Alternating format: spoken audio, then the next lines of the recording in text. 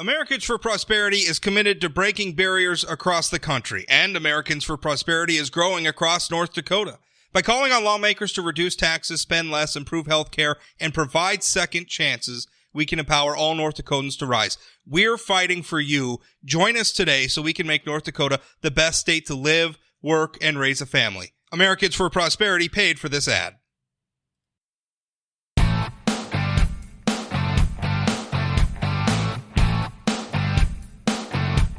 I hope you folks listening to this are doing okay. It's a scary time in our country, in our state right now. We have a lot going on. Senator Kevin Cramer joins me now. Hey, Kevin, I was just thinking before I was waiting to be able to call you. I was thinking that the place we live, and obviously, I mean, the whole country, the whole world is dealing with this right now, but it's hard for me not to see this from the perspective of a North Dakotan. We choose to live in a place like, I mean, a lot of us are born here, but I mean, you live in North Dakota because you like a slower pace of life, right? Right. And we're used to reading about things happening in other parts of the world, and usually not a lot happening where we live, right? I mean, obviously good things are happening. Bake sales are happening, and basketball tournaments are happening, and all that fun, wonderful stuff. But when it comes to news, right, we don't usually make a lot of it, at least not the sort of sensational headline news. And yet, you know, this is touching us the same as it's touching New York, the same as it's touching Los Angeles. I mean, we're really all in this together. The coronavirus, COVID-19, whatever we're calling it, it's scary. I don't know that I certainly in my lifetime has ever been through anything like this. It's really uncomparable, I think, to any experience that Americans have had in our current lifetimes. It is unbelievable. No, there's no question about it, Rob. And while there are some loose comparisons, and people will make reference to whether it's September 11th of 2001, which of course was a scary time as well, but but in terms of the enemy coming at us, it wasn't a constant and an unknown as to how long it's going to last. People might refer to even the beginning of World War II or our involvement in attack of Pearl Harbor. Yeah, there are comparisons, there are things to draw from. But this is, without question, a first. And while there have been other viruses, even other pandemics, nothing that's quite been to this magnitude, and frankly to this level of just all of society, all of government, top of mind, constant awareness. It is very surreal. A lot of people comparing it to the 1918 Spanish flu epidemic, right, which pretty much just about nobody alive today remembers that, or lived through that, or even was old enough when it. I mean, even the people alive today probably weren't old enough to really grasp what was going on. Right. And that comparison is not perfect. But the one thing I like to keep pointing out is, the 1918 Spanish flu epidemic, that happened while we were fighting World War I simultaneously. Right. And we also held a midterm election that year, so we can get through this, same as everything else. But there's a lot of crazy stuff happening. One thing I wanted to talk about is kind of interesting to me is the idea of Congress going to remote voting. How would that even work? I mean, does that require, what does that require to get that done? Well, so this is a good one, and I probably should consult you as much as anything on how that might work. There's no question there's a way it can work. I mean, there are platforms that are either out there that can be made. It's one thing about voting in Congress, it's transparent anyway. It's not like you can vote anonymously. Well, I was going to say, it's not like, because we talk about online voting for elections, but the difference there is that the vote's blind. Like, I know how I voted, but That's right. I don't know how all my neighbors voted. With Congress, there's a heck of a lot fewer of you. And your votes are transparent anyway. So if it shows up and it says Kevin Cramer voted no, and you're sitting at home like, hey, wait a minute, I voted yes. Yeah. Right. That's so exactly it was transparent anyway. So that should be easy to execute, right? Technologically, I don't think there's any question it'll be easy. I mean, even if you did a roll call vote on a phone, and you could verify the phone number, or like you said, you could watch it and make any corrections, which you can actually do live anyway, even in the chamber, if you want to change your vote before the key closes. So that part of it, I think, is really very easy. what it would take would just be a rule change. And there's nothing in the Constitution, I don't think, that would prohibit it. So it would just take a rule change of both the House and the Senate, or for each one of them. I will tell you, I'm going to predict right now, and I'm going to predict we're going to end up doing that eventually, because it's going to be the most responsible. It might even become the only responsible thing to do. Last week when I was asked about this, or maybe it was just a few days ago, I can't keep track, but one of the many press gaggles that I end up doing over the course of the week, this was the topic. And it's a topic because Mitch McConnell and Nancy Pelosi have been so resistant to it. Not surprising. I mean, they're both institutionalists. They both have been here a long time. The tradition of the institutions is as important to them as it is probably to anybody. And so, I think Nancy Pelosi famously said, we're the captains of the ship. We're the last to go down. And there's a nobility about that. I kind of admired that statement that she made. And I said to the group, I said, it is a conflict because we have on the one hand this obligation, this responsibility of doing our jobs, but also the added responsibility of being seen doing it. That is to say, be an example of being at the job, doing the work, providing assurances to Americans by virtue of the fact that we're here. On the other hand, that responsibility includes doing it in a responsible fashion, being a good example and setting the right example. Now, I would say about the Senate, as it comes to voting, having been a member of the House now and now a member of the Senate, you could facilitate live voting in the chamber in a very safe way rather efficiently. There are only 100 of us. If you had 1 minute slots where you went in and you were the only person in the chamber, along with the clerk and the presiding officer, you could vote from the back of the room with a thumb up or a thumb down and walk out. And you could technically do it and probably be pretty safe. That said, it also keeps you here. It does have you moving.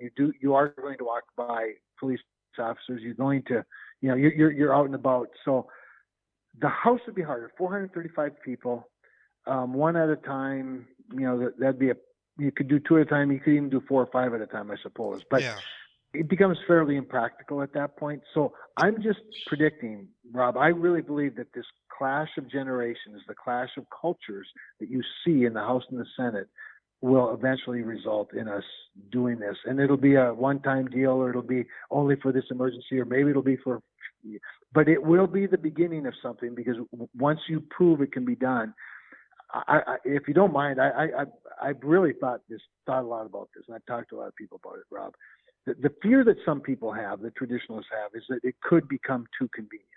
It could become so convenient that those people, and you might recall, I want to say it was 4, maybe even 5, 6 years ago, Cynthia Lummis, former House member, now she's running for the Senate, but former House member, retired from Wyoming. She tried to get this done just as a matter of doing business in the House of Representatives. And of course, when you live in the mountains of Wyoming, it's easy to see why you might promote that. But or you think about the poor Alaska delegation. By the way, I mean they're on the other side of the globe from Washington D.C. That's exactly right. Now, the value that I see in having this availability is the disbursement of government away from the central command of Washington, D.C. has so much value in my mind. And while committee hearings can be held through video conferencing, meetings can certainly be held without being face-to-face. In fact, in many cases, be more efficient and effective than doing it face-to-face. But more importantly, what you would see the centralization of even association politics, lobbyists, for example, political groups. They would have to rely more either on them traveling to the distant parts of the country, or emboldening and empowering their membership from the various states. And so rather than having state fly-ins, you could have more meetings with your state Association of Counties representatives or cattlemen. So you're talking about, you're talking about even a bigger shift than the moment. I mean, you're talking about a shift where maybe our members of Congress stay at home, more than going to Washington. And I mean, this is a problem. One of the first big stories I broke as a blogger was the fact that our former senators Kent Conrad and Byron Dorgan, their official residences in North Dakota were 2 apartments across the hall from each other in a fourplex owned by Kent Conrad in Bismarck. Meanwhile, they had these, I think very expensive homes in Virginia and Delaware and on the East Coast. And so you sort of get this, I mean, they've been in Congress so long, they moved there. And, I mean, that was what it was. But I mean, to me, that's concerning. Like, how can you be in touch with what's going on with your constituents if you're not back home in your state, back home in your district, as the case may be. And so you're talking really about a bigger shift towards maybe Congress is they're you're home first, you're in North Dakota first, and you go to D.C. occasionally for business. Is that kind of what you're looking at? That's what I'm talking about. I think there's tremendous value in that. And Rob, I'll even go further. One of my very favorite things that Donald Trump's administration has done is moving the Bureau of Land Management out of Washington, D.C., out of the Interior Department here, and moving it to the mountains of Colorado, to Grand Junction, and moving 2 of the research agencies at the United States Department of Agriculture out of Washington, D.C., and into Kansas City, Missouri.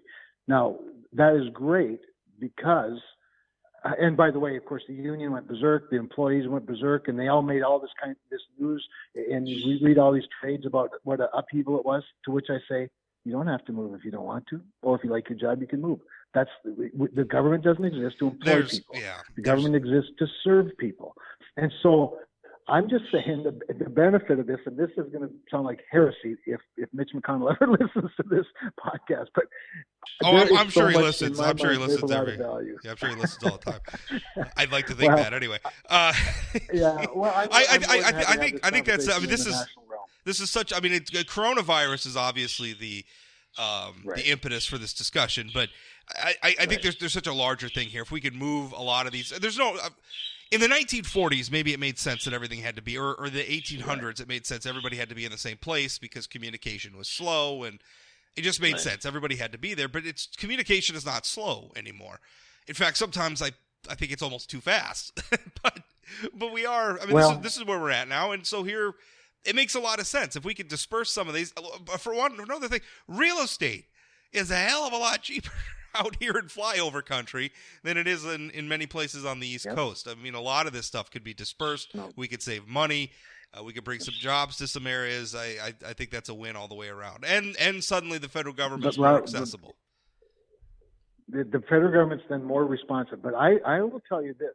I mean, I know you know, I think everybody in North Dakota certainly knows how little regard I have for the bureaucracy.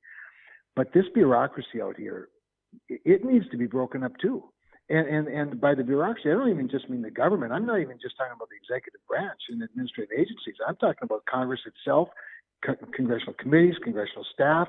I'm talking about the lobbyists that concentrate their power right here. You know, there's a tremendous advantage to lobbyists being able to talk to 100 senators in the course of a week by just having lunch or just showing up. It's telling when you see those rankings come out of the zip, like the wealthiest zip codes or whatever. And they're not, I mean, like places like New York City, Silicon Valley, I mean, they're towards the top of the list. But Washington, D.C. is routinely like number one. And that's obviously for a reason. So that's interesting. We're going to keep our eye on the remote voting thing. Let's talk. Everybody wants to know when these checks are going to show up, the stimulus checks. Yeah, right. Listen, I'm going to be a stick in the mud, and everybody's going to hate me for this. In fact, my Sunday column's about this. You know what I'm going to ask. I do. It's $1 trillion package, man. When George W. Bush took office, the national debt was under $4 trillion. It's now over $23 trillion, right? I think like close to $23.5 trillion. About what it is, yeah. And we're talking about a stimulus package that's going to cost $1 trillion on its own.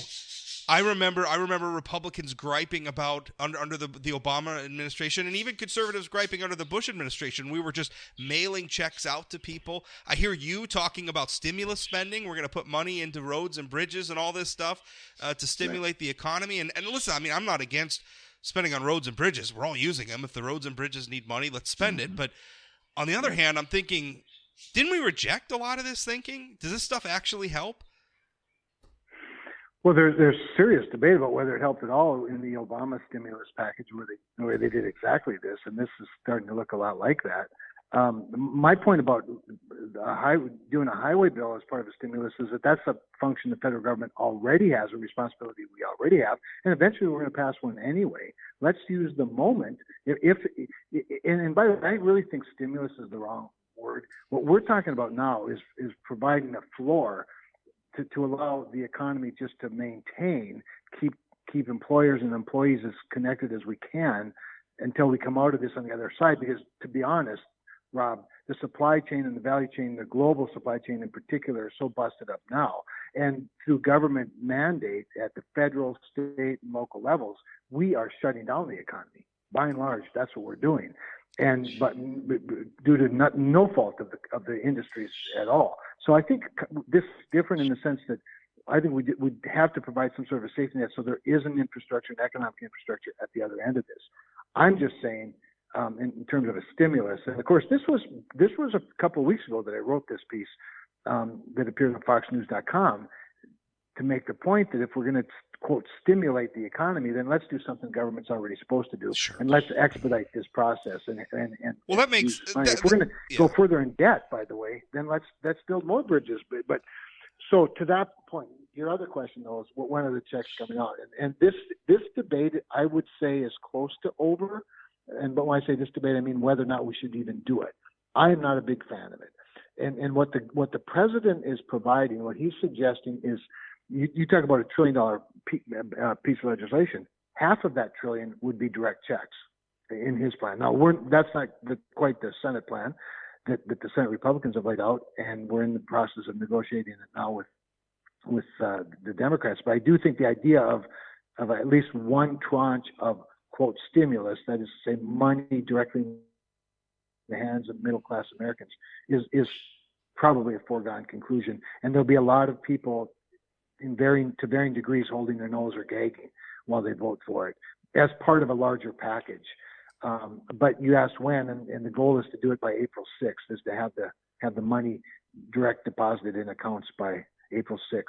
And right now the proposal in the legislation is that it would be for individual filers at $75,000 or less, and $150,000 for joint filers would receive $1,200 per adult in the household and $500 per child in the household.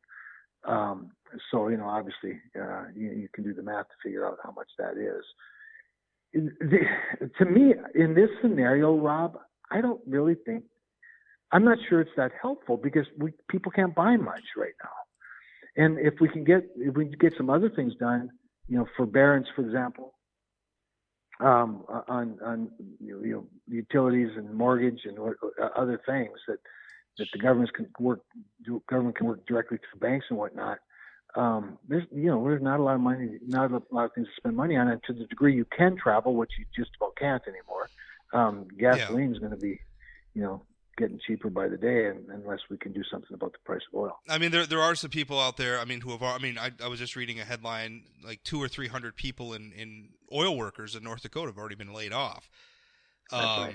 So I don't want to diminish the importance of having another $1,000 or so in the bank. Right. Nor do I. It that could sure feel good, and I do not at all want to be dismissive of that, because trust me, I get it. And if I get a check, I guess I'm going to cash it too, as dubious as I am about the policy. I think it just makes people feel good. But the other thing is, every time I look at the national debt, I think that is all in any given year. What does our nation collect in taxes? About $3.5 trillion or so, right? Goes up and down, but somewhere in there, $4 trillion, something like that. Right.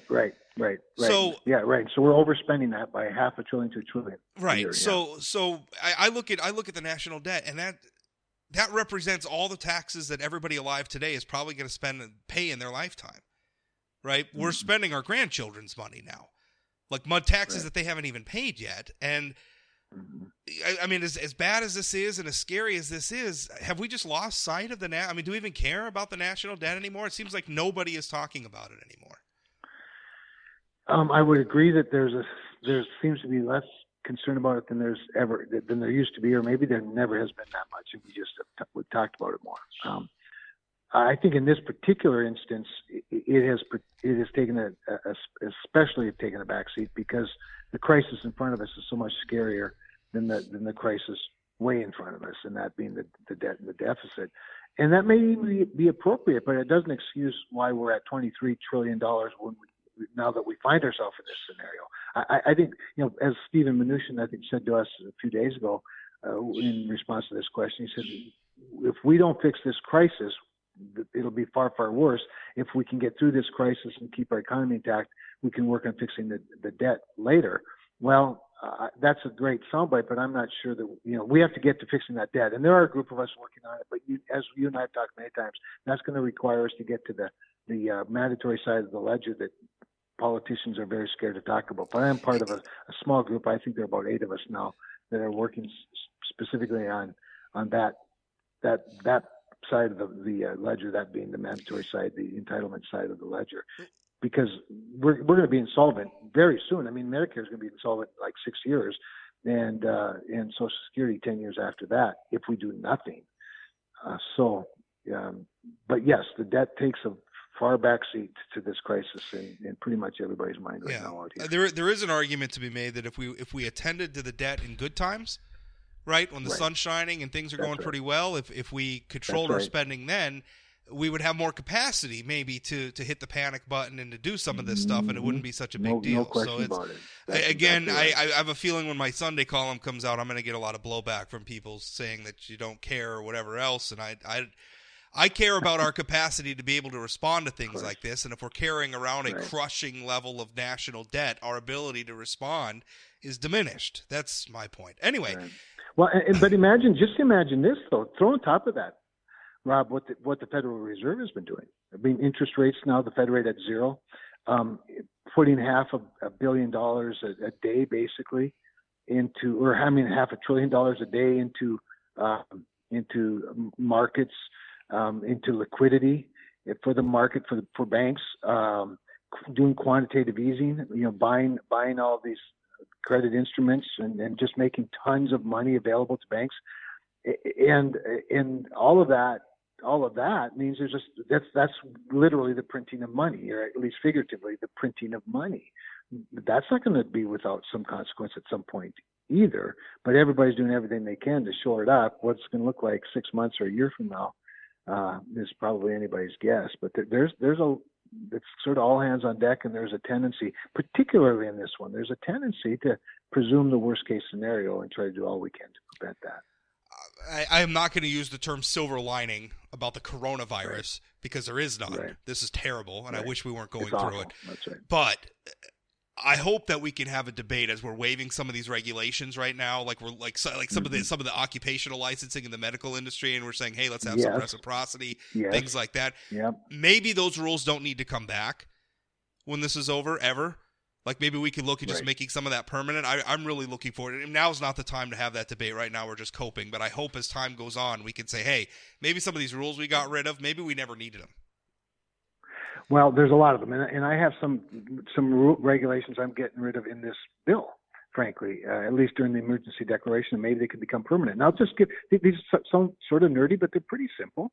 There's a requirement in started with Dodd-Frank, and then the regulations that follow, that community banks have to have a loan ratio or leverage ratio of 9%. So in other words, if you're a $1 billion bank, you have $1 billion in assets, you have to have 9% leverage ratio. That's 9% capital assets that can't be lent. In other words, that's not working in the community. That's far higher than it needs to be. We don't have a single bank in North Dakota that needs to have 9%. The law provided for 8 to 10%. The regulators settled on 9, I suspect, because it was easy. I have a bill to reduce it to 8 and make it law, and there's a lot of support for that. And it's so far it's under very serious consideration. Just in North Dakota alone, based on the size of our banks, our community banks, and what they have in assets, that would free up all by itself $150 million of lending capacity that they have already in the state. Doesn't need a thing other than that one little regulation. There's another one that's an accounting piece. It's called CECL. It deals with how it deals with predicting loss in the future as opposed to actual loss. So it's expected credit loss. And that one thing just naturally incents banks to hoard cash because they have to prepare for an expected loss rather than an actual loss. Again, a Dodd-Frank hangover. It's done nothing to help anybody except it kicks in, and it kicks in like next year. And big banks are already preparing for it by hoarding cash. I have a bill that I think might make it through this, actually, that delays that till 2025 at least, and that gives us a chance to talk about further. So just two small but rather nerdy examples of things that we can do on the regulatory front that actually free up money without costing the federal government a penny. Yeah, those are great ideas, and I love the focus. Let's talk about oil. I know that you were, in fact, I'm reading here in the New York Times, 9 Republican senators, including Kevin Cramer of oil-producing North Dakota. See, you got the name check out of the 9. You like that? I did. Who advised? Well, I've been kind of lead bad cop on this deal. Yeah. Who advised Trump on energy in his 2016 campaign? Had a call on Wednesday with Saudi ambassador to the United Nations. I'm gonna Rima bin Bandar El Saad. Yeah. Bin Sultan, I think, is what they have here. But that's you talk to him, you know. But basically, you're hoping to convince the kingdom to stop flooding global oil markets. How'd that conversation go? It was a very blunt, very hard-hitting, strong phone call. But it was preceded by a letter that Senator Dan Sullivan and I from Alaska, and we're the two that led the call as well. But we led a letter signed by, I think, 13 or 14 senators to the Crown Prince. And then we had this call, and then some other things I can get into later. But it was a tough call because here's the frustration. Saudi Arabia, of course, is a, quote, ally. Now, that's a very uncomfortable ally at times, to say the least. But they are an ally, and they, they're the head of OPEC, and now Russia's part of OPEC plus one. And the Crown Prince of Saudi Arabia and, of course, Vladimir Putin of Russia have decided to get into a bit of a price war. And it's what they started out, OPEC started out discussing reducing supply to help stabilize price, because, as you know, oil prices were already coming down. In fact, I think the day that they started this price war, oil was at $42 a barrel, which is already close to non-profitable in lots of places. But instead of bringing the supply down, I think Russia first said, no, we're going to ignore that. We're going to increase barrels by 500,000 barrels per day. And Saudi Arabia said, well, we'll more than double that. And suddenly we have about 3 or 4 million more barrels per day being produced than were at $42. And in one day, the price went to $30, and now it's down to like $22. And obviously that is not profitable. That's not, by the way, just so people know, Russia's economy needs $30 per day, or $30 per barrel of oil per day to maintain their current budget. They can survive on $25 per day for 10 years at their current budget, just to give you a sense of how important the price of oil is to these countries. But what they see is the opportunity to crush American oil and crush us for good. And that's what they're trying to do. And so we had a very blunt discussion. And I followed up by suggesting to the president that he put an embargo on Saudi oil. We still import about 500,000 barrels a day of Saudi oil. We still import about 132,000 barrels a day of Russian oil. And in total, we've taken about 8 million barrels per day from other countries. So while the nation could produce all of its own oil, because we export more than we import, we still allow theirs to come in, and it has to do with refineries and stuff. But this if ever America First was more than a slogan, it's now. Well, this is because we've had this discussion about. I'm a free trade guy. I know that you're generally a free trade guy. Although I think I asked you the question if you still were, because there's been a shift in the Republican Party and attitudes about this. There has. But in this situation, I think even the free traders can get on board, because Russia and Saudi Arabia both have state-owned oil industries. So this is not free market. America has private companies. These two state-owned industries, companies, if you will, these two countries are colluding to stick it to our capitalist economy, and it behooves us to protect the market. I don't think that we're protecting our industry so much as we're protecting the marketplace. You can't do this any more than we would. We would obviously be upset if Google and Amazon were colluding in our marketplace to push other competitors out of the marketplace. That's not a free market. So I think that's absolutely. I'm reading here in the Times that President Trump has said he'll enter the oil fray at an appropriate time. So I think he's just thinking at this point, now's not the moment. I mean, have you spoken? I mean, what has the president been telling you about this? He's too, in my view, he's too soft on this. But let me give you some other statistics. The United States of America has 2,500 troops right now in Saudi Arabia, protecting them from attacks from enemies, including and especially Iran and their surrogates. We have 3 Patriot missile defense batteries, and we can use those. By the way, if we'd have had those in Iraq when Iran attacked us instead of Saudi Arabia, we could have used those. We have another battery called THAAD. But anyway, we have a $3 billion. We did $3 billion in arms sales to Saudi Arabia in the last year. And we have a defense security cooperation agency with them. We actually have ships that escort and keep Saudi's oil ships safe while they're traveling. So, I mean, this is what I mean by, and by the way, we've been for them when it's uncomfortable. Remember the killing of Khashoggi and some of the resolutions that were getting passed in the Senate and vetoed by the president. All of us oil-producing state senators that were on that call supported the sustaining of that veto. Had we not, that veto would have been overridden. And so we've been a friend to Saudi Arabia when it's not that easy to be a friend. And for them to do what they're doing to us right now because they can during this time of great stress and concern is just unconscionable to me and to a lot of us. So I think the president's being way too soft. He wants to enter into it diplomatically, but I want him, if he does enter into it diplomatically, to have some really big guns behind him. And remember, this is a classic example of dumping, illegal dumping, to your point about protecting the market. And you might remember that Jimmy Carter used the 232 authorities to embargo oil. Ronald Reagan used 232 authority to embargo Libyan oil into the United States. So it's been used before for this purpose. And I think the fact that North Dakota is an oil-producing state is what piques my interest without question. I don't apologize for that, but to the broader point, we are protecting our own market and supply chain. Well, it's an interesting political argument because on one hand, like in North Dakota, low oil prices, we don't like low oil prices, but for the rest of the country, like the most visible economic indicator they have for low oil prices is low gas prices, which is something President Trump himself said.